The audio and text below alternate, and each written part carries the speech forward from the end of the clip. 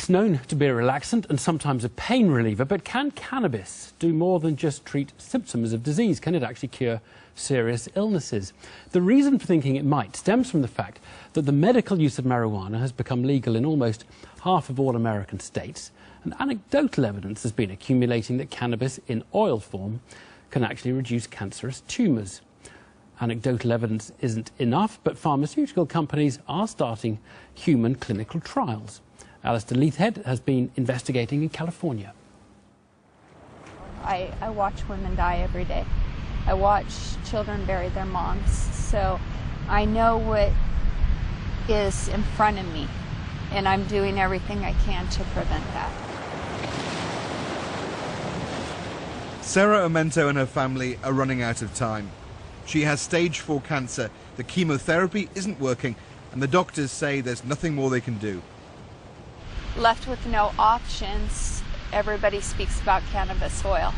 There's a certain stigma, especially being a mother, of doing cannabis oil. You know, everyone looks at it like you're getting high, and it's not. It's a medical.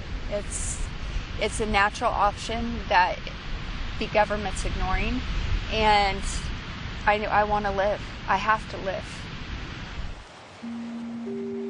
Cannabis has been used as a medicine for millennia. Nearly half all US states have legalized it for medicinal use.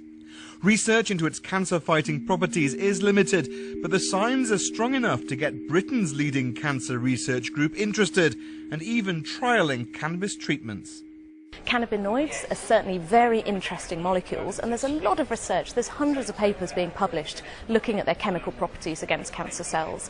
Turning that into effective treatments is a long road, and certainly it's not going to be the one cure for cancer, because nothing is. This is how you're able to gauge what level of activity is going on in your body. It's all about scientific proof, collecting case studies with medical evidence. I have many thick books of medical records, but this is really the one that matters. Stephanie LaRue says she has proof. The impact of taking cannabis oil was the fact that the cancer's gone. All the tumors are gone. They dissipated in my body with no evidence of metastatic disease. They're just gone. Stephanie's doctor confirmed to the BBC the tumours had gone, despite her opting out of conventional medicine, but stopped short of endorsing cannabis oil. The cannabis worked. No chemo. I only did cannabis, and the tumors are gone. And the scans I have as evidence and proof of that. Kind of like, what more do you need? A lot more, according to one of the world's leading oncologists. This is chemotherapy. So these are natural products, you know. The man who helped cure Lance Armstrong's cancer needs data and real scientific evidence. Until somebody proves it, whether it be the manufacturers who put together a clinical trial, whether it be doctors who get government funding to do it, or patients who say, here are my records, and let's put it in a medical journal and be transparent with what I had, what I was treated with, and what my outcome was, then until that, it's snake oil. Again, I'm not trying to impede progress or say it's bad, but at the same time, I don't want people to get false hope. So, cannabis, snake oil, or can this plant cure some forms of cancer? What is the evidence? There have been hundreds of scientific papers published. This study came out of the University of East Anglia last year, showed that mice with cancer had their tumours reduced using cannabis. This, the first human clinical trial. 8 out of 9 patients responded, but they all died within the time you'd expect. Despite that, there's a long list of charities and research groups that say it's an interesting development. It may have a clinical use. And now the big pharmaceutical companies are getting involved. This huge cannabis garden is in Britain. GW Pharmaceuticals is developing drugs from the cannabis plant.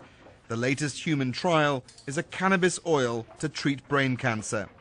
We understand how some of these molecules work, we have the preclinical evidence, and the regulators have given us permission, therefore, to expose humans in a clinical trial setting at this point in time.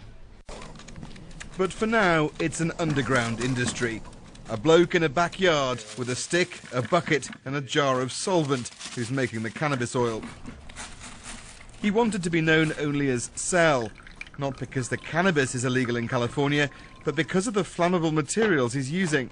We then pour the liquid into the pan. So this is the finished product? Yes, that's the finished product. There's about 1 gram of oil in there. And do you think this is a cure for cancer? In many instances, it is and it can be. It depends on the person's particular condition or their state, how advanced the cancer is. But we've seen thousands and thousands of people get better from using this oil. I squeeze out a very little amount, and then I just swallow it. But to be effective, Sarah needs to take a lot more than this, and eating a gram a day is too much for many people. When you ingest it, you get 20% of the medication, the properties that actually attack the cancer. When you do it rectally, you get 70%. So you're actually getting more benefit from doing it that way. And you don't get high. And you don't get high. And not only do you not get high, there's no sleepiness, there's no side effects. It is her only hope, but it's also unproven medicine. I'll continue doing it until the cancer's gone. I believe it's the best option. I've seen it work for others, and I'm hoping it'll work for me.